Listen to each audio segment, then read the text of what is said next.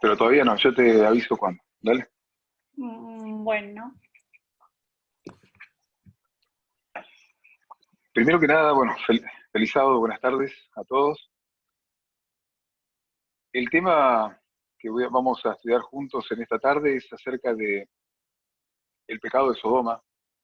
¿Cuál es el pecado de Sodoma? Y quisiera primero que nada, por ahí sugerir, si alguno tiene alguna pregunta o quisiera hacer algún comentario o un aporte en cuanto a esto, al finalizar el tema, después de la oración, podríamos quedarnos un ratito para dialogar acerca de este tema. Una de las primeras preguntas que me han hecho después de la presentación del primer tema, me han dicho: Matías, sé franco, sé directo, ¿la homosexualidad es pecado, sí o no? A lo que mi respuesta no les gusta, porque yo les digo, bueno, el tema que estoy preparando, o el estudio que estamos dando, no busca contestar esa pregunta, sino que la pregunta es, ¿cuál es el pecado de Sodoma? A lo que me han respondido, vamos, sé directo, sí o no, ¿es pecado, sí o no? Y justamente este estudio demuestra lo errado de hacer ese tipo de cosas, de responder sí o no, porque es un tema que realmente es complejo. Cuando hablamos acerca de homosexualismo estamos hablando acerca de personas, personas que sienten, personas que aman, y personas que son muy amadas por Dios. Elena de White dice que cada ser humano es más preciado para Dios que todos los tesoros del mundo. Entonces yo no puedo hablar de una manera liviana o banal de algo que es tan preciado para Dios. Por cada individuo, cada persona es un tesoro para Dios. Yo no puedo hablarlo de esa manera tan sencilla, sin un estudio, sin la presentación de un estudio. Al mismo tiempo, cuando hablamos acerca de pecado, estamos hablando de algo que tiene relación con la ley de Dios. Y cuando hablamos de la ley, estamos hablando de el carácter de Dios, por tanto, de cómo es Él. Entonces, no me atrevo a decir sí o no cuando estamos hablando de algo que es tan profundo. Hablar sobre la homosexualidad en cualquier iglesia cristiana de hoy, de manera particular en las iglesias conservadoras, es una aventura difícil. El tema tiene mucho peso porque se tocan temas que tienen que ver con pecado, salvación, ética, pertenencia a la iglesia, identidad, culpa, relaciones, posibilidad de plenitud y satisfacción de vida. Por tanto, todo eso no se puede responder con un sí o con un no. No. Además, con frecuencia se generan sensibilidades viscerales, extremas, cuando se tocan estos temas.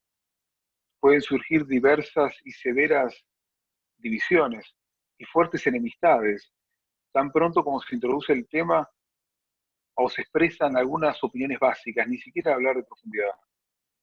Dar un punto de vista puede ser intimidante debido a las sospechas suscitadas que surgen. Por eso, en cuanto a esa pregunta, mi respuesta es, no voy a responder a esa pregunta, porque esa pregunta requiere un estudio profundo que tiene que hacerse con seriedad y con amor, como así Dios quiere que sea. Y yo creo que en un tiempo próximo esa presentación va a darse también. ¿Sí? Habiendo dicho esto, quisiera hacer una breve síntesis. Quiero compartir ahora una imagen. No es una imagen, sino el pizarroncito. A ver, un segundo. ¿Logran ver el cuaderno? Muy chiquitito. Sí, se ve. Ok. Sí, se ve bien. Muy bien. Habíamos hecho una comparación entre Génesis 19 y Jueces 19. Sugiero a aquellas personas que no han visto el video anterior y que están viendo este, o en vivo o en YouTube, puedan ver primero el primer video, porque ahora voy a dar por sentado algunas cosas que hablé allí. Pero una de las cosas fue que hicimos una comparación entre Génesis 19 y Jueces 19.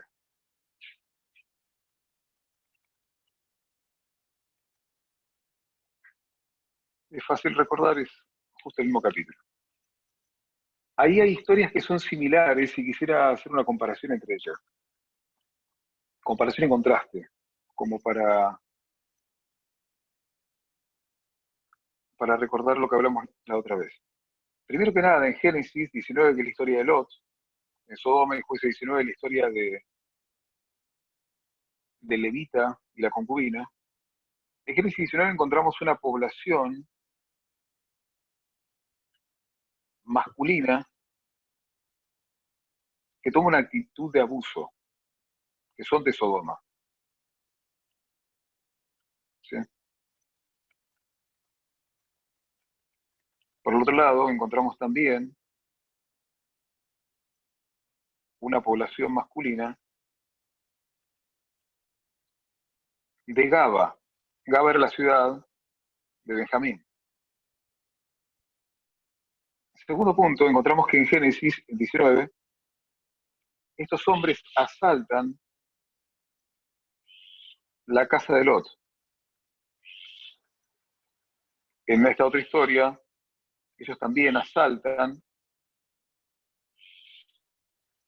la casa de este hombre benjamita, de la tribu de Benjamín. El texto dice un viejo. Encontramos que Lot intenta disuadir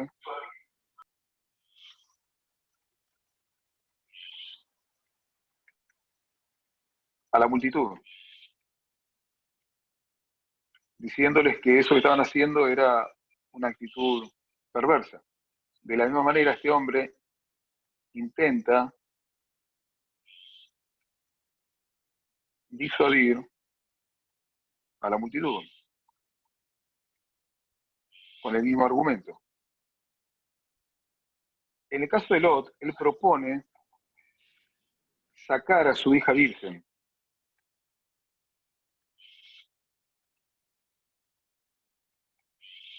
o a sus hijas.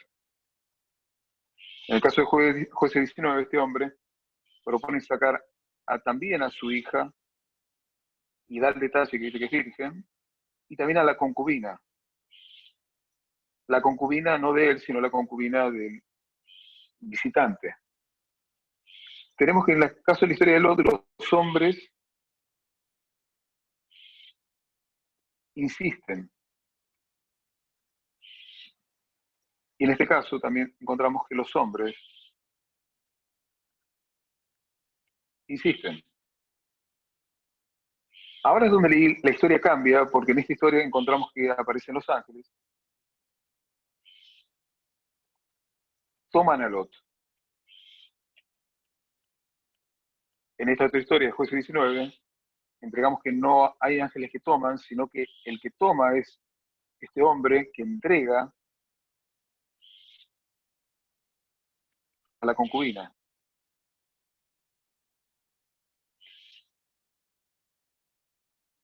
En este caso, los ángeles castigan con ceguera, y en este otro caso no hay un castigo de esa manera, sino que la mujer es violada toda la noche.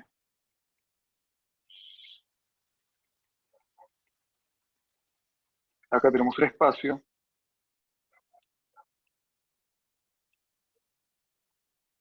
y en esta ocasión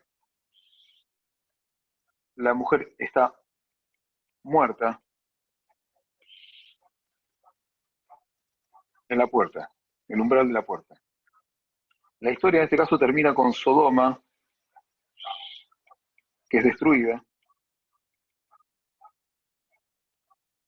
Y en este caso tenemos la historia de los hombres benjamitas, que luego se hace una batalla, que luego al final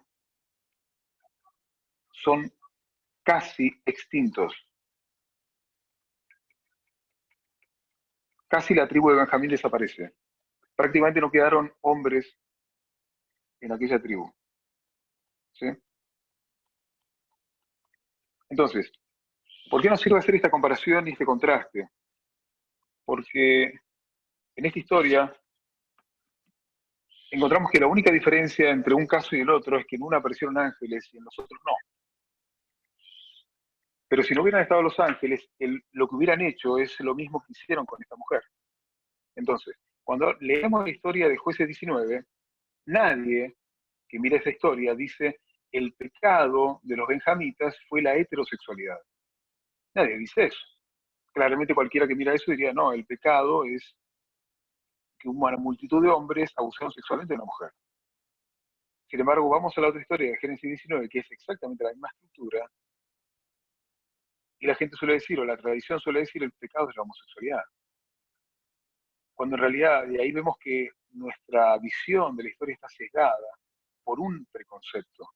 Porque si en el otro no vemos pecado, vemos una multitud, vemos un abuso, de la misma manera nosotros deberíamos ver un abuso en la historia de Génesis 19.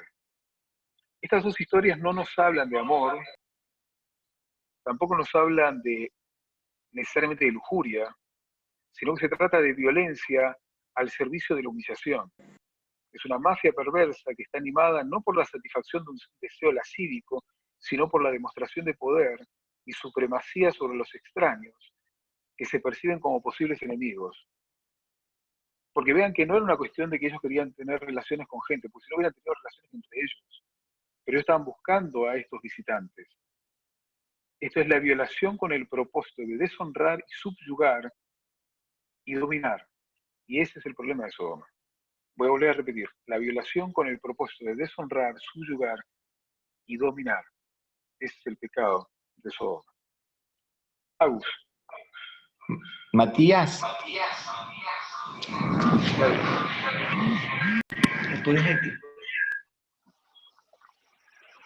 Mati, ¿te paso el power?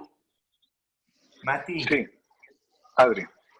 yo quería también hacer un contraste entre las dos historias, porque en el caso de Sodoma, es una ciudad pagana, en el caso de Galaad, es una ciudad dentro del pueblo de Dios, la tierra de Benjamín. Claro.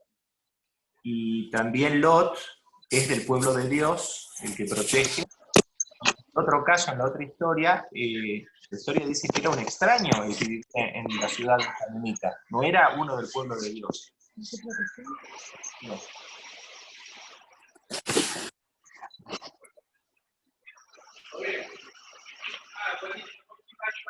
Sí, encontramos ahí un contraste, que Israel se estaba volviendo de la misma manera que sus vecinos, y eso es una historia repetitiva. Vamos a ir ahora a la primera cita. Agus, ¿lo querés presentar?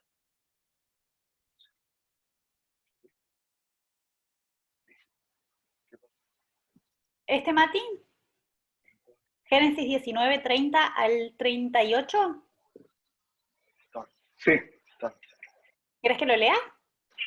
Sí, claro. Bueno. Pero Lot subió de Zoar y moró en el monte, y sus dos hijas con él, porque tuvo miedo de quedarse en Zoar y habitó en una cueva él y sus dos hijas. Entonces la mayor dijo a la menor: nuestro padre es viejo, no queda varón en la tierra que entre nosotras conforme a la costumbre de toda la tierra. Ven, demos de beber vino a nuestro padre.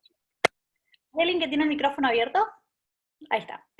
Ven, demos de beber vino a nuestro padre y durmamos con él, y conservaremos de nuestro padre descendencia. Y dieron a beber vino a su padre aquella noche, y entró la mayor y durmió con su padre, mas él no sintió cuando se acostó con ella ni cuando se levantó. El día siguiente dijo la mayor a la menor: he aquí, yo dormí la noche pasada con mi padre, démosle de beber vino también esta noche, y entra y duerme con él, para que conservemos de nuestro padre descendencia. Y dieron a beber vino a su padre también aquella noche, y se levantó la menor y durmió con él, pero no echó de ver cuándo se acostó con ella, ni cuándo se levantó. Y las dos hijas de Lot concibieron de su padre. Y dio a luz la mayor un hijo, y lo llamó su nombre Moab, el cual es padre de los moabitas hasta hoy. La menor también dio a luz un hijo, y llamó su nombre Benamí, la cual es padre de los amonitas hasta hoy. Muchas gracias. El versículo 35 y el versículo 33 nos habla de que Lot no era consciente de lo que estaba pasando. Encontramos que él toma, pero él es abusado por sus hijas. Lo que el texto nos confirma es que esto fue un abuso sexual de parte de sus hijas. La siguiente cita, que está en Patriarcas y Profetas, página 145, párrafo 1, está, hace referencia a que la impiedad reinaba en Zoar como en Sodoma, y tuvo miedo de quedarse por temor, está hablando de Lot, a que la ciudad fuera destruida. Porque después Zoar fue destruida, tal como Dios lo había proyectado. Lot se fue a los montes y vivió en una caverna privada de todas las cosas por las cuales se había atrevido a exponer a su familia a la influencia de una ciudad impía. Pero hasta allá lo siguió la maldición de Sodoma. La infame conducta de sus hijas fue la consecuencia de las malas compañías que había tenido en aquel lugar. La depravación moral de Sodoma se había filtrado de tal manera en su carácter que ellas no podían distinguir entre lo bueno y lo malo. Los únicos descendientes de Lot, los moabitas y los amonitas, fueran tribus viles e idólatras, rebeldes contra Dios y acérrimos enemigos de su pueblo. Muchos cuando hablan de esta historia se enfocan en el tema del incesto, y claramente lo había. El incesto es una relación sexual entre próximos cosanguíneos. Se califica como una relación incestuosa la relación entre hermanos, entre madres, padres y sus hijos, entre tíos y sobrinos, entre abuelos y sus nietos. En algunos casos también entre tíos, primos y sobrinos. Pero existe algo que es conocido como la endogamia. La endogamia es matrimonio, unión o reproducción entre personas que tienen ascendencia común, es decir, una misma familia, un linaje, un grupo religioso, étnico o geográfico. Existen bodas, pero no existen bodas entre padres y sus hijos, porque eso es incesto, entre hermanos. Sin embargo, sí se abre la oportunidad para que haya entre primos lejanos o familiares lejanos. ¿Por qué hago esta aclaración? Porque en la Biblia encontramos varios casos de endogamia, de familiares cercanos que se casan, o matrimonios de ese tipo. Sin embargo, esto está muy distinto de ser algo así. Acá lo que encontramos, la historia de Lot, es en el caso donde sus hijas abusan sexualmente de su padre a través del alcohol. Y saben, yo pensaba en esto, me acordaba de muchas situaciones que hoy en día se tratan, en relación a cuántas veces se culpabiliza a las víctimas de abuso. Voy a dar, por ejemplo, el caso de las mujeres, tantas mujeres que han sido abusadas y cuando le hablan que estaban tomando alcohol, alguna bebida y fueron drogadas, dicen, bueno, que no tendrías que haber bebido. Y yo cuando miro la historia de Lot, yo digo, bueno, él tomó, no voy a justificar eso. Sin embargo, el hecho de que haya estado alcoholizado no justifica que alguien venga y lo abuse. No se puede culpabilizar a la víctima. Cuando hablamos de mujeres que han sido abusadas, hay casos y personas que reaccionan y dicen, bueno, no tendrías que haberte vestido de esa manera. Te vestiste de manera provocativa como para la violación. Y de esa manera se culpabiliza a la víctima. Y podríamos dar más ejemplos. Otro caso que es parecido es el caso de Noé. Encontramos que Noé él planta una viña y luego se embriaga. Aparece su hijo Cam, lo observa en un estado desnudo, publica lo que había visto a sus dos hermanos, Sem y Jafet. Y en lugar de ir a ver el espectáculo por sí mismos, los hermanos toman una prenda, se la ponen sobre los hombros, caminan hacia atrás para no ver a su hermano. Y luego conocemos la historia de que Noé maldice a Cam. El Ellen White describe que la maldición de Cam es simplemente una profecía negativa. Es Dios profetizando cuál iba a ser el futuro de la descendencia de Cam, que era la esclavitud. Y dentro de la descendencia de Cam tenemos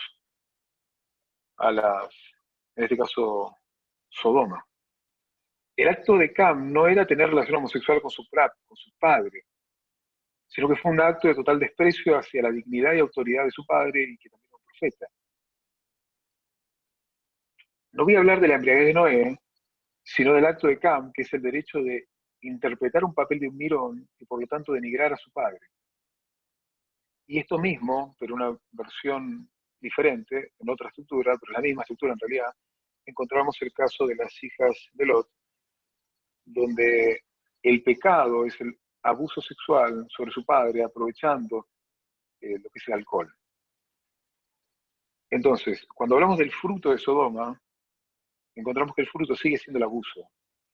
Ellas salieron de Sodoma, pero Sodoma no salió de ellas, y ellas siguieron practicando esta característica de los sodomitas, que es el abuso. ¿Sí? Vamos a ver unos versículos.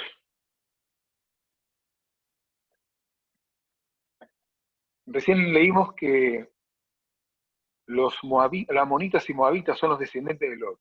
Quisiera sacar algunos detalles en cuanto a estas tribus. ¿Alguien quisiera leer? Primer versículo.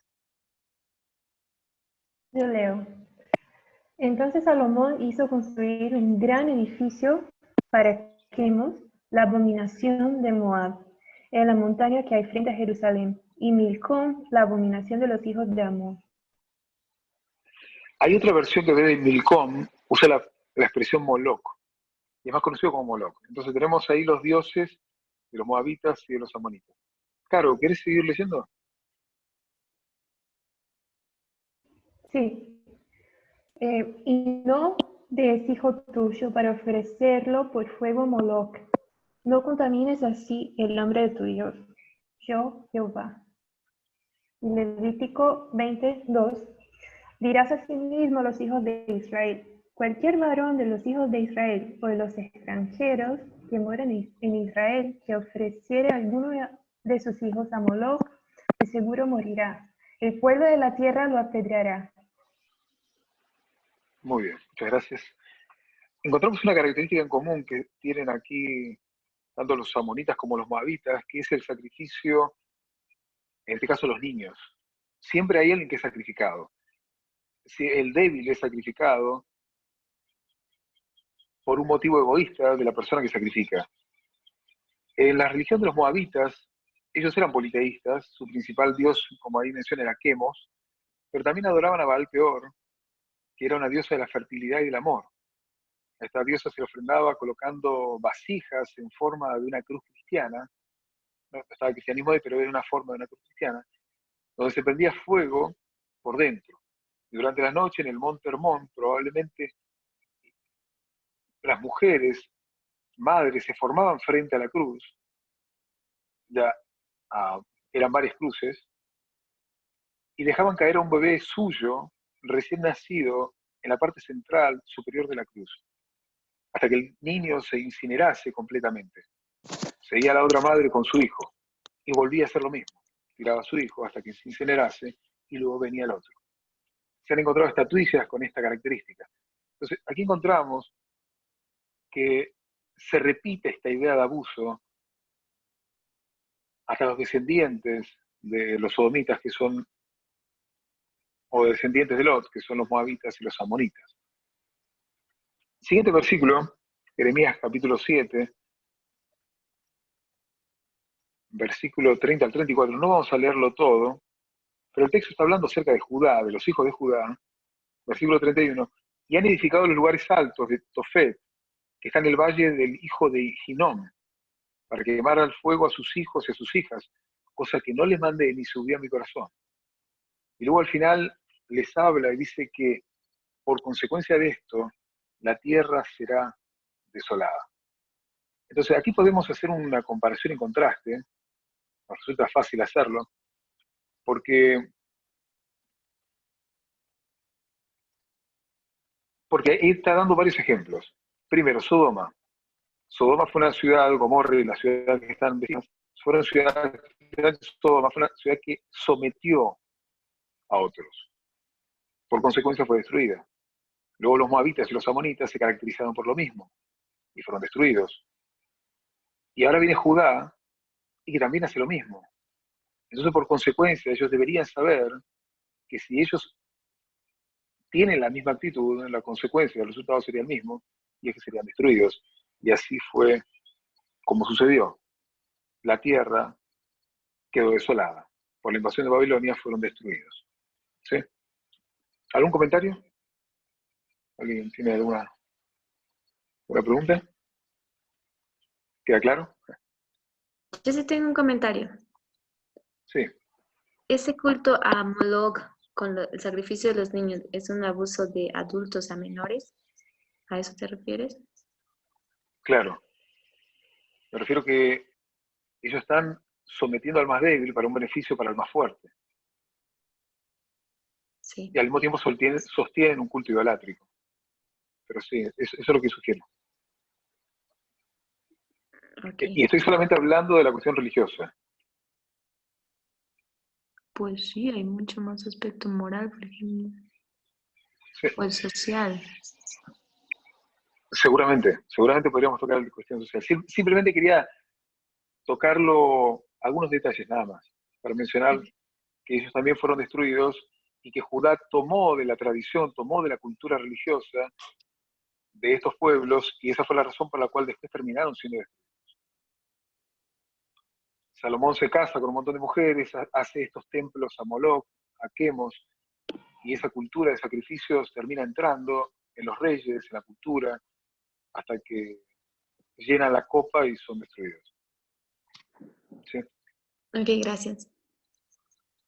Quisiera ir al siguiente versículo, Deuteronomio 23,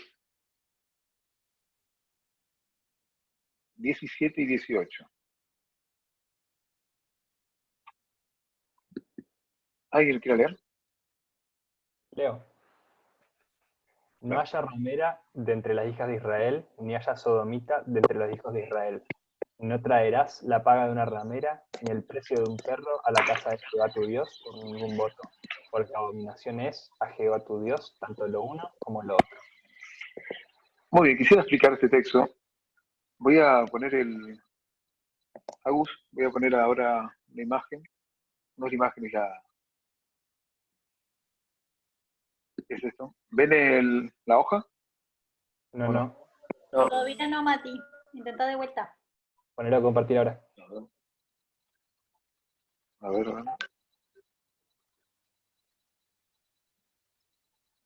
Ahí va, ¿no? ¿Ahí? Ahí sí. Ahora sí. ¿Se ve? Bueno. Vamos a ver la estructura del texto. Es la estructura la que nos da luz. El texto dice, versículo 17. De Deuteronomio 23, 17 al 18. Versículo 17 dice, no haya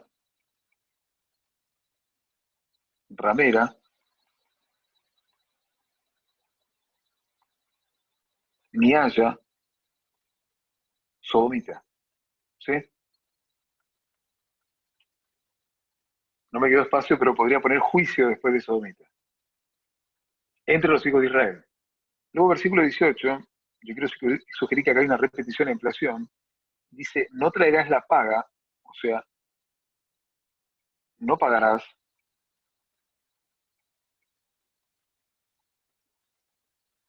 a una ramera, ni el precio, o sea, vuelvo a repetir, no pagarás el precio de un perro, en este caso un perro.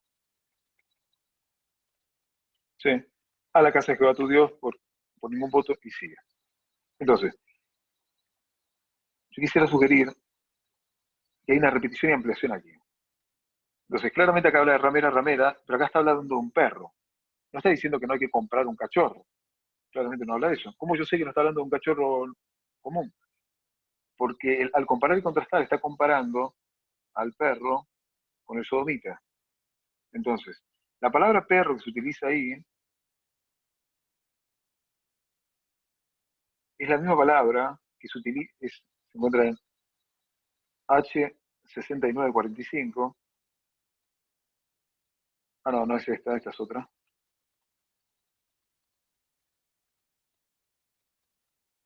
Es la misma palabra que se utiliza para hablar es la palabra Caleb. Así como el famoso Caleb, Caleb significa perro. La diferencia es que en este caso es una característica despectiva. ¿Sí? Ahora, a mí la palabra que más me interesa es la palabra sodomita.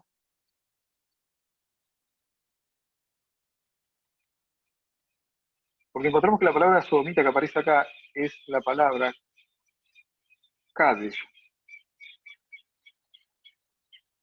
69H, 6945 en la concordancia Strong.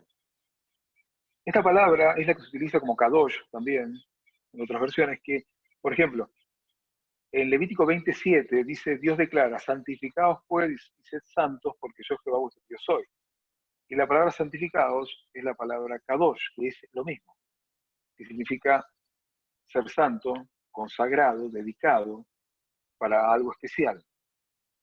Entonces, cuando dice santificados, sed santos, está usando la misma palabra que está aquí, que es la misma que aquí traducen como sodomita. Entonces, lo que el texto está diciendo, que aquí hay personas que están siendo consagradas para una actividad del templo, a la cual Dios dice, eso no te es permitido. Entonces, para entender esto, si nosotros tenemos aquí a alguien que se le está pagando, es porque está recibiendo un salario por un trabajo. ¿Cuál es el trabajo? ¿Por cuál trabajo se le pagaría a una ramera? Por la prostitución. Entonces, si a esta persona se le paga por la prostitución, a esta persona también se le paga por la prostitución. Pero el punto clave se encuentra en la frase que sigue, dice, la clave es a la casa de Jehová tu Dios. Entonces, el templo se realizan todas las actividades de culto religioso, por lo tanto el texto está haciendo referencia a la prostitución cúltica. No se permitiría que tanto hombres como mujeres de entre los israelitas se entregaran a la prostitución como un acto de adoración religiosa. Eso es lo que está hablando el texto. Entonces la palabra sodomita en realidad nunca estuvo en el texto, ni siquiera tiene ninguna relación ni origen con la palabra Sodoma. Es una palabra que se puso muchísimos siglos después. ¿Sí? ¿Alguna pregunta en cuanto a esto?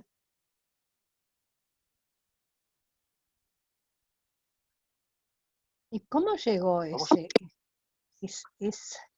esa traducción?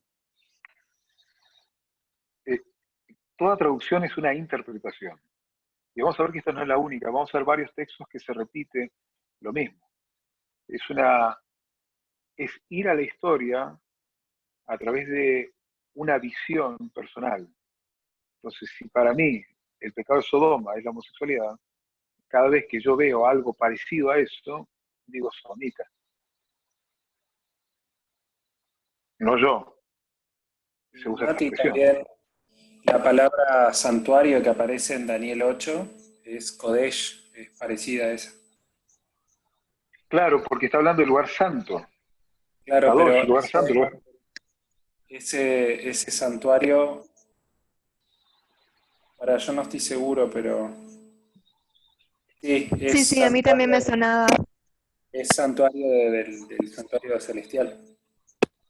También, claro, porque es una palabra de algo que es dedicado, consagrado. Entonces, si yo veo aquí que hay un hombre que está siendo dedicado a una actividad a la cual Dios no permite y se le paga por algo, igual que lo compara con la ramera, entonces en realidad la expresión aquí está hablando de un prostituto, pero que lo hace por una cuestión religiosa de adoración. Vamos al siguiente versículo. No sé si se puede ver.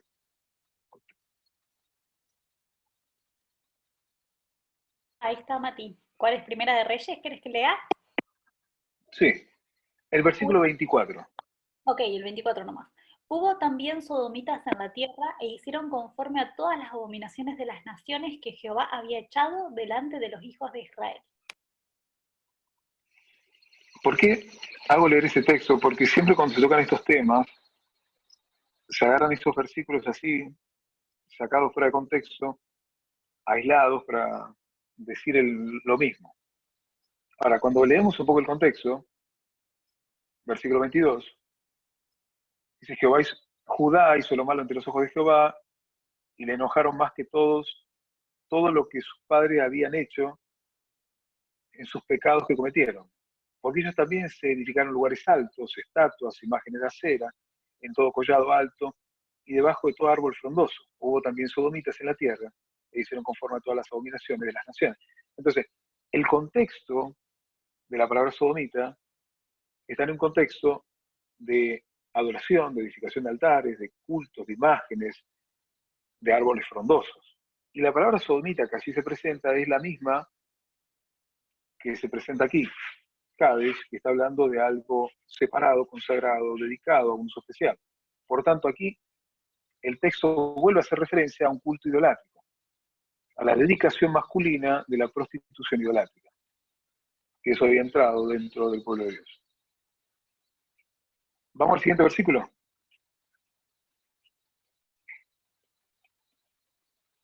Levítico 18, ¿Primera de Reyes 22. 15 o Levítico? Levítico. Leo. Ah, no. ¿Eh? Sí. Sí, sí. ¿Leo Levítico o Primera de Reyes? Levítico 18, 22. Ah, perdón. No, ese lo vamos a dejar. Vamos a dejar ese texto. Vamos a seguir al siguiente. Judas 6. Porque si no, no voy a llegar con el tiempo. Leo, si Yo les querés. voy a mandar un archivo donde tienen todo, aún las cosas que no voy a decir. Por tiempo. Sí, amigo. Y a los ángeles que no guardaron su dignidad, sino que abandonaron su propia morada, los ha guardado bajo oscuridad, en prisiones eternas, para el juicio del gran día, como Sodoma y Gomorra, las ciudades vecinas, las cuales de la misma manera que aquellos, habiendo fornicado e ido en pos de vicios contra la naturaleza, fueron puestas, por ejemplo, sufriendo el castigo del fuego eterno. Muy bien. Este texto habla de que han fornicado, ido en pos de vicios contra la naturaleza. Y a mí me ha parecido muy interesante. No sé qué están viendo. ¿Están viendo el cuadernito? PowerPoint. El PowerPoint estamos viendo. PowerPoint, ok. Me pareció muy interesante porque hubo alguien que argumentó y dijo esto. Si querés puedo salir Aquí está hablando... No, está bien. En un ratito te voy a pedir eso. Está hablando de vicios contra la naturaleza. Y la pregunta es, ¿qué es un vicio contra la naturaleza? Entonces, esta persona dice, para yo entender este texto, tengo que buscar otro texto que esté hablando acerca del vicio contra la naturaleza. Entonces van al texto de Pablo, de Romanos, capítulo 1, versículos 22 y 27. ¿Lo tienen ahí? Sí, sí.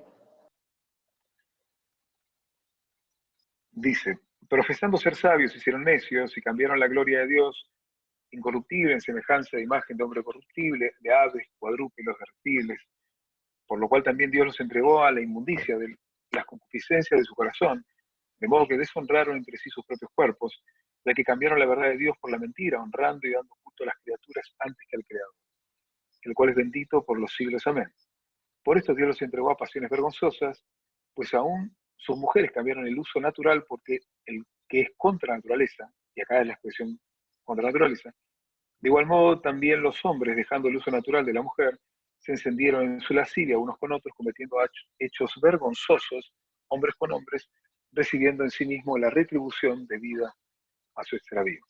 Entonces, el argumento que me presentó este muchacho, que tiene sentido, él dice, en el texto que vimos recién de Judas, habla de que el pecado de Sodoma era un pecado contra la naturaleza. Y luego cuando va, entonces él dice, para entender esto voy a otro texto, y va a Pablo, que usa la misma expresión contra la naturaleza, y da la impresión de que está hablando de actos de lesbianismo y homosexualidad. Ahora, yo quisiera mostrar por qué esa interpretación está equivocada, y ahora te voy a pedir a Agus para poder ver el cuaderno. ¿Por qué es tan importante tener un... Yo ya salí, ahora tenés que vos compartir tu pantalla. Ah, ok. A ver, un segundito.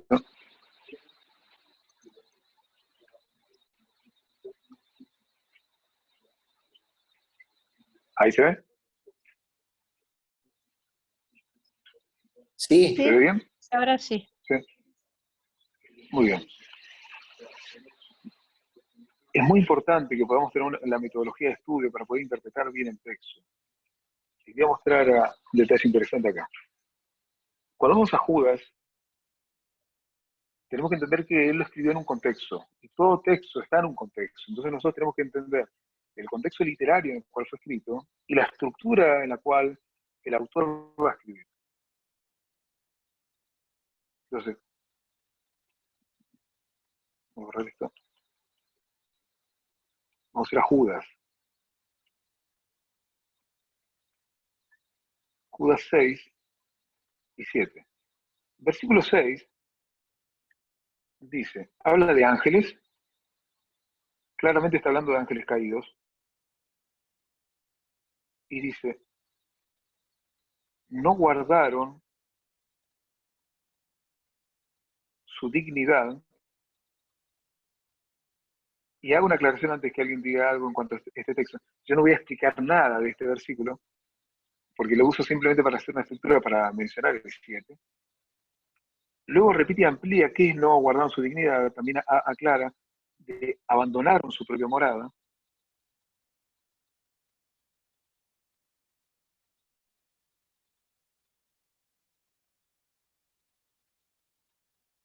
¿Sí? Estos son los actos que hicieron los ángeles caídos. Y luego dice, los ha guardado bajo oscuridad. Pedro repite esto que está ocurriendo acá, exactamente en los mismos versículos, y dice que el que los guardó fue Dios. Dice que Dios los guardó bajo oscuridad a estos ángeles caídos. Y luego repite o amplía prisiones eternas.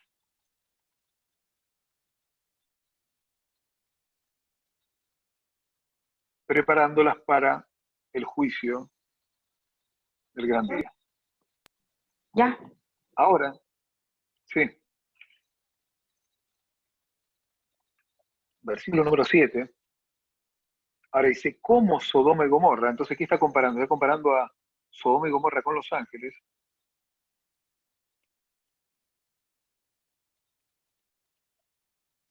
Y las ciudades vecinas.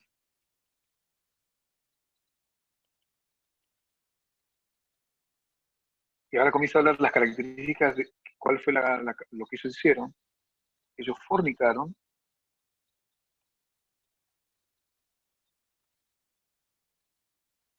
Y habla de vicios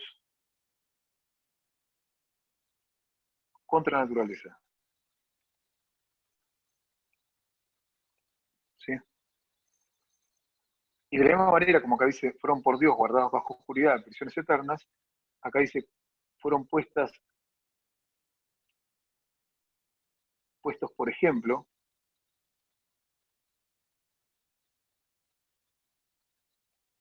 de la misma manera que los ángeles fueron puestos como un ejemplo de la caída, y en vez de prisiones eternas, ahora dice castigo del fuego eterno. Claramente no está hablando de que los sodomitas se fueron al infierno y están prendiendo fuego, no, porque el fuego de Sodoma ya se extinguió, ya no existe más. Pero está hablando de que lo que ellos hicieron tuvo consecuencias eternas. Entonces, si acá yo estoy viendo la estructura, y si acá hay un juicio, yo acá debería también ver un juicio. Y este es el juicio del milenio, en el cual serán juzgados tanto los ángeles caídos como las personas que cayeron, que rechazaron el camino del Señor.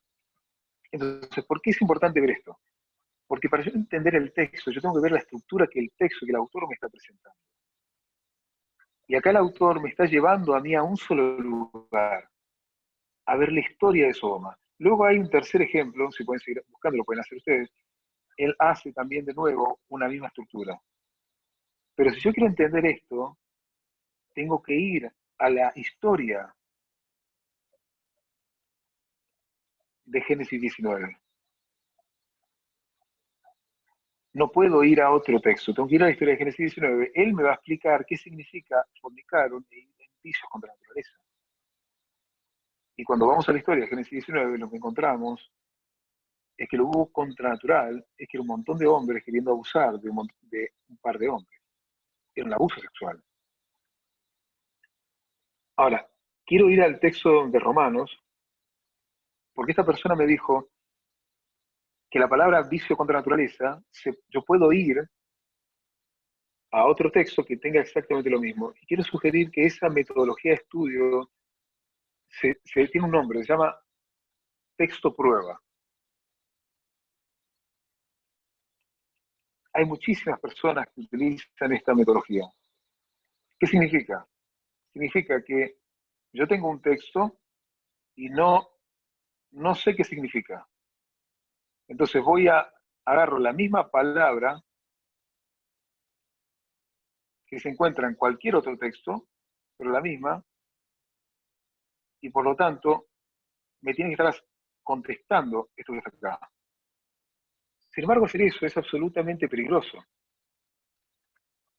Y lo podemos ver en la palabra que hemos estudiado, que es esta, Kadesh, santo. Si yo uso la palabra santo, en la gran mayoría de las veces me está haciendo referencia a algo santo de Dios. Sin embargo, en este contexto, me está hablando de un prostituto y de algo que no se tiene que hacer. Entonces, es el contexto el que a mí me dice cuál es el verdadero significado de la palabra. El texto prueba me puede llegar a caminos muy peligrosos. Les doy un ejemplo. Cuando Jesús hace referencia antes que Jesús, la palabra levadura. Nosotros buscamos levadura en toda la Biblia, y la Biblia me dice que la levadura es un símbolo de pecado. Por eso en la Pascua se comía el pan sin levadura, por eso usamos en las cenas, cuando celebramos la cena del Señor, es el pan sin levadura, es el vino sin fermento, porque esa idea de fermento es un símbolo de pecado. De la misma manera Jesús les dijo a los discípulos que tengan cuidado con la levadura de los fariseos, tenía que ver con esa falsa doctrina, esa falsa enseñanza que estaba cargada de pecado. Sin embargo, en toda la Biblia, inclusive Pablo habla de la levadura en la harina como un símbolo de pecado. Pero solamente hay una ocasión de todas en la que Jesús dice, el reino de los cielos es semejante a una mujer que colocó levadura en 3 partes de harina. Y ahí claramente no está hablando de algo pecaminoso, porque dice que el reino de los cielos es semejante a eso. Y si el reino de los cielos es semejante, no puede ser algo malo. Ahora, yo podría decir 100 veces en la Biblia es algo malo y solamente algo bueno, una sola vez. Pero a mí el texto prueba me dice que si 100 veces dice malo, una tiene que ser malo. Sin embargo, el contexto me dice que no. Es bueno. ¿Sí? Otro ejemplo, por ejemplo, es cuando Jesús habla acerca de la hora. Mi hora no ha llegado. Si no me equivoco, son 8 veces en las que se encuentra él usando esa expresión. Y en 6 veces la expresión está hablando de la hora de la crucifixión. Sin embargo, en 2 ocasiones, él está hablando de otra cosa. Él está hablando de mi hora no ha llegado en relación a las bodas de Caná, cuando habla de la primera purificación. Y luego cuando habla de una salida que él iba a ir a la fiesta de los tabernáculos. Sin embargo, yo podría decir, bueno, 6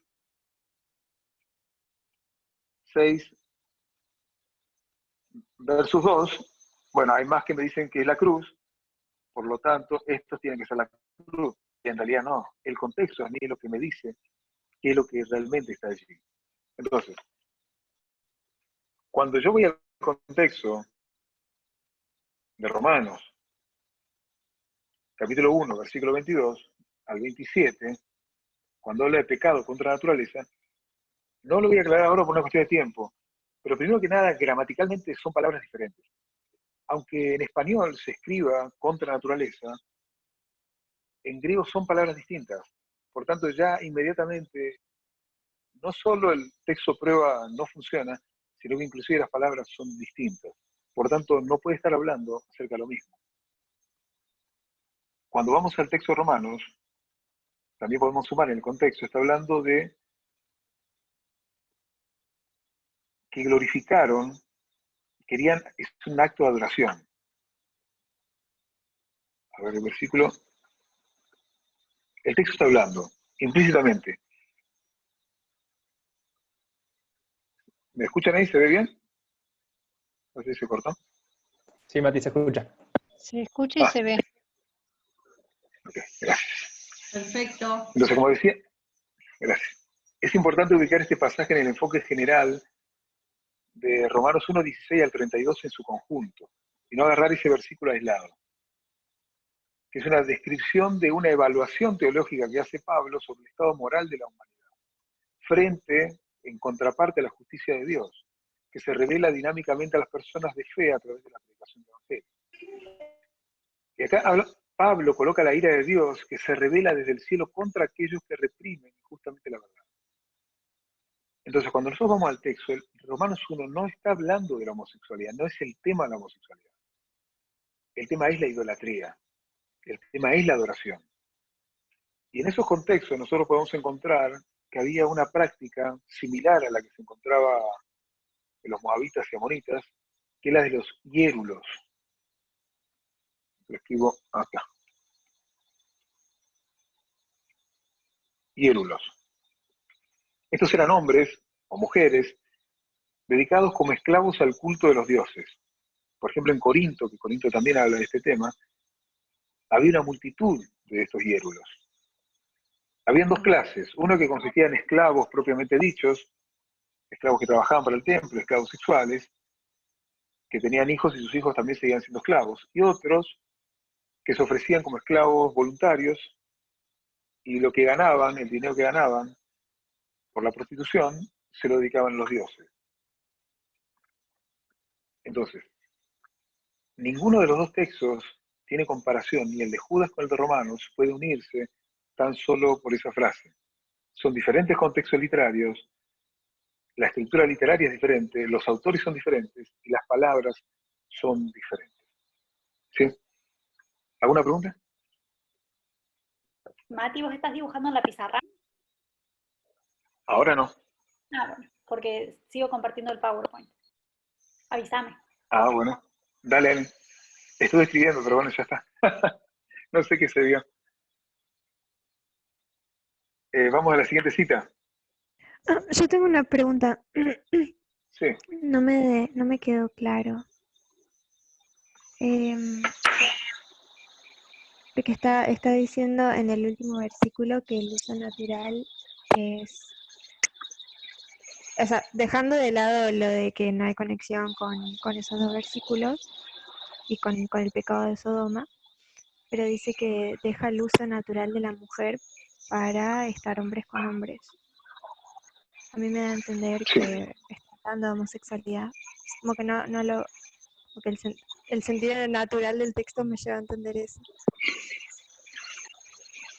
O sea, el tema del texto, lo que está, el foco central es la adoración, de la misma manera que en los otros textos que hemos leído, es la prostitución idolátrica. Ese es el foco central. Entonces, en ese punto, el tema que quiero enfocar no es acerca de la homosexualidad, sino de la relación o la conexión que encuentran entre Romanos y Judas, y yo lo que quiero decir es, no hay conexión. Porque aunque en español lo parecen las mismas palabras, en realidad son diferentes palabras, y uno está hablando de una cosa y el otro está hablando de otra cosa. Diferentes estructuras, diferentes autores. No puedo unir Romanos con la historia de Sodoma. Eso es el punto que quiero enfocar. ¿Sí?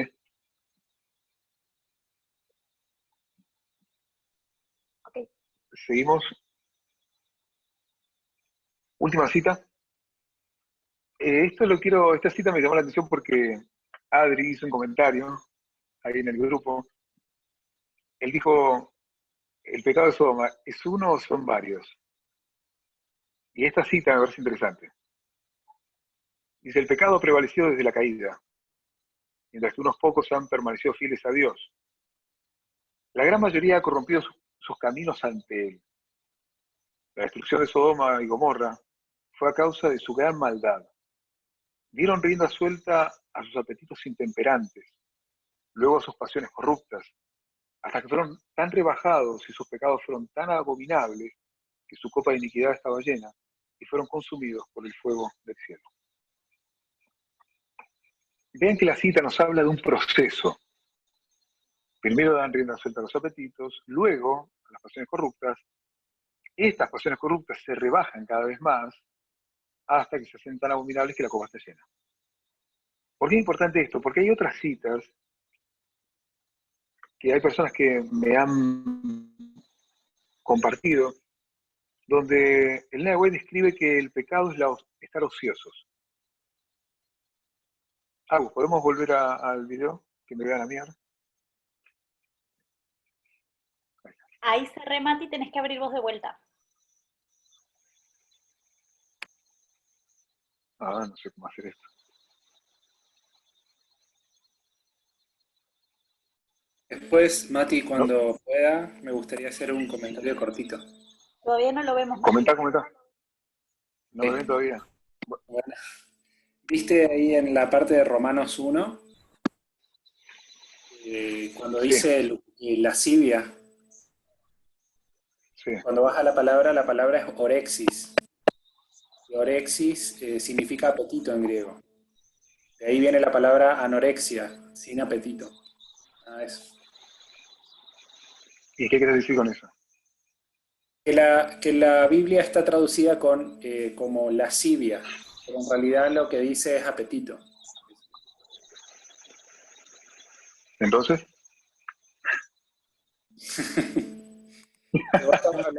Como en tu cita, Mati. En la cita dijiste de que lo que hicieron los de Sodoma y Gomorra fue dar rienda suelta a sus apetitos. Esa es la palabra orexis, que es traducida como lascivia en Romanos 1. Bueno, interesante.